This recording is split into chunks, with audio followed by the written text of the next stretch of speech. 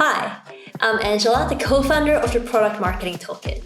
I'm so glad you're here and thanks for checking out the Product Marketing Canvas. Starting product marketing from scratch is hard, and with limited resources, it can be challenging to know where to begin. Depending on your startup and product maturity, you might have a lot of moving pieces to work through, and you might be dealing with a lot of unknowns. This is how the Product Marketing Canvas was born, and this is how it can be useful to you. I thought I'd pop in here to give you a quick overview of what the Product Marketing Canvas is and how to use it.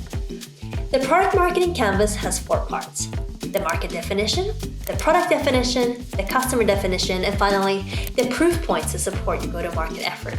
Each section goes deeper to help you research and work through your strategy. And the beauty of the canvas is that it captures the essence of your product marketing strategy on a page.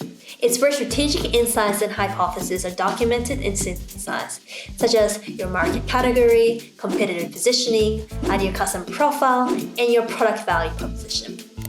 The Product Marketing Canvas acts as the index to your product knowledge base. It forms the basis of your customer social truth and should be updated every so often to ensure you keep up with the changing market and competitive landscape.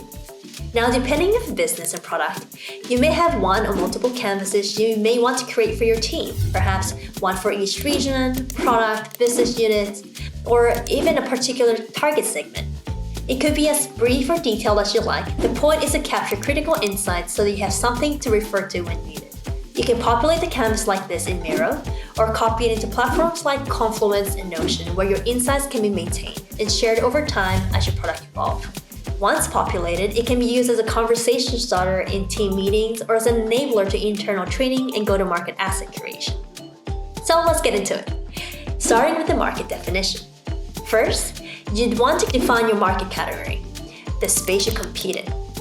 For the category, you can define the space broadly or define it with narrow focus. For example, let's assume you've developed a corporate wellness app. You can define your category at the level of mental health app or frame it as an employee assistance program. Then you'd want to take a note of all the players in the market, i.e. your competitive alternatives. You'd want to think about it from the shoes of your prospective customers. Sometimes the alternative is to simply do nothing. Now, let's look at your product value proposition. There are 4 parts: problem space, problem effect, solution state, and solution impact. Problem space. What current status quo state are your prospective buyers experiencing? This is the problem that your product addresses, right? So think about the frustrations and features that your customers are facing. For example, it could be that as a roofer, it takes a lot of time to conduct a site visit and get a roof measurement for a quote. Then you want to describe what effect it has on your customers. Using the prior example, the effect of doing an on-site visit is that it takes time and money, taking away 2 hours from productive revenue generating work. Now let's flip that and explore the impact of your offering. With your product or solution entirely in place, what does the solution state look like? In other words, what does success look like to your customers? And then similarly, let's describe what the success state look like once your product or service is implemented. How are they feeling? How is it better than what they're doing today? So that's your product value proposition in a nutshell. Now, let's define your ideal customer profile and the key archetypes you are going after in the market. Let's assume that you have a B2B offering. The ICP really is a description of the company that's a perfect fit for your solution. So you want to think about the type of businesses you'd go after, what's the industry, what's the size, what are the characteristics of the company. Then let's double click on the relevant people within that. Who are the key buyers, influencers, and users of the product? This distinction is important as you start to define your go-to-market strategy and map out the path to purchase.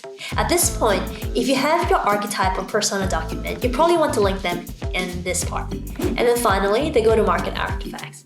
You do want to pull out the relevant proof points and success metrics that you have into this document so you have it handy when it comes to executing your product launch. You also want to think about what are some awesome customer quotes you can reference and other materials that might be helpful in pulling together a successful product launch. And that's it. I hope you found it useful.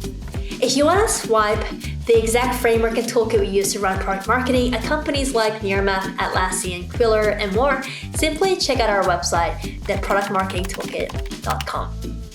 Thanks for watching.